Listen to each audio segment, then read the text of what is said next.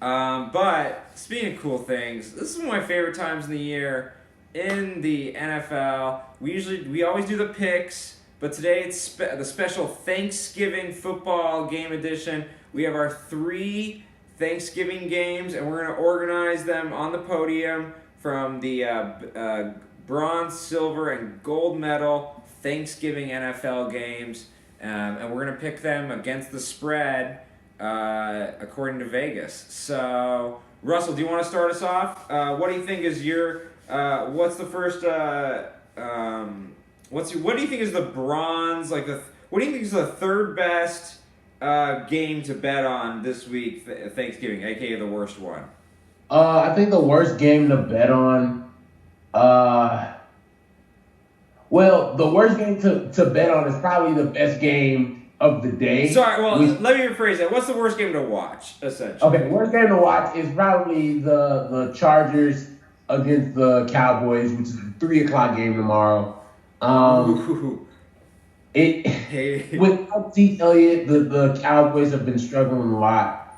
And the Chargers just are coming off of a game which they put 54 points on the Buffalo Bills. So I think Dallas is going to be in for a long game because I think the Chargers offense is, really good.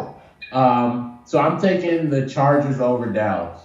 And you are echoing the sentiments of Vegas because Dallas is at home in a Thanksgiving game. You would think this is at any time before the season, if you had told people that they would not be favored and giving 2 points to the Chargers on Thanksgiving, they would have told you were out of your mind. But that is what's happening.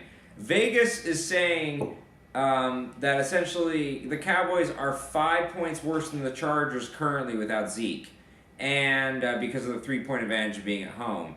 And honestly, I think the pendulum has swung a little too far hard on the Cowboys. The Cowboys are, in Vegas terms, a public betting team, which means the public bets them way too hard generally. But when the public sours on the Steelers or the Cowboys or the Packers, that's kind of when you want to bet them usually because they will surprise you. I think getting 2 at home is a little too much.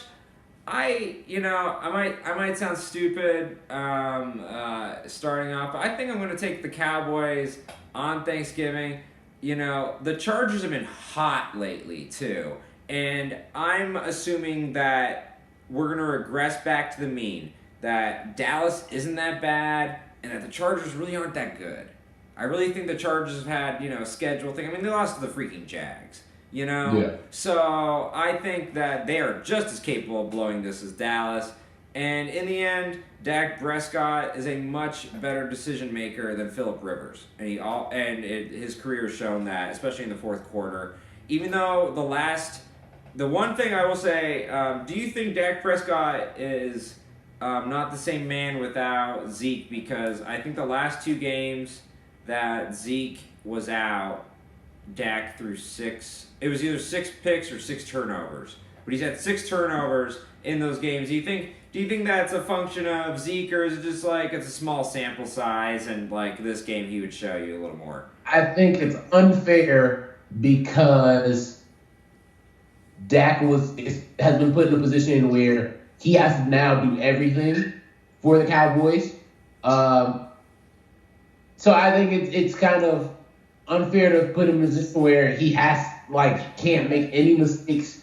And I just think there's a lot of pressure on him. I don't think he's a bad decision maker. I don't think he's a bad quarterback when Zeke's out and then Zeke makes him look great. I think both of them add to each other. Yeah. I definitely think that. But I think Dak is a really good quarterback who has the pressure of not having his running back there. I think if you take a lot of people's running backs away, those offenses would suffer. I think if you took Melvin Gordon away from Phillip Rivers, that offense suffered. I think if you take Todd Gurley away from Jared Goff, offense suffered.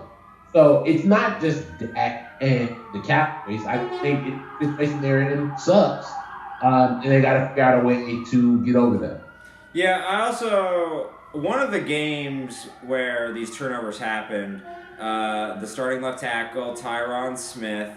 He was out. He's one of the best left tackles.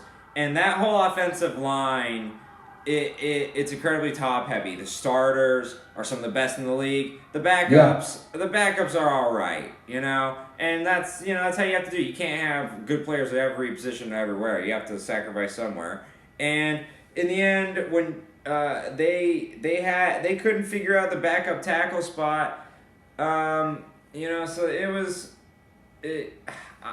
I think Dak Prescott will find a way to adjust. Steve Young talks about when you have an injured offensive lineman, you have to adjust the speed of how you play the game. You're going to have to quicken everything in the release. But I think Dak is one of those really sharp young quarterbacks. I think he's going to adjust really well, and I'm putting my money on him way over Phillip Rivers. But the Chargers are hot right now, and all the smart money is on the Chargers, and all the suckers are betting on the Cowboys like me. So we will see.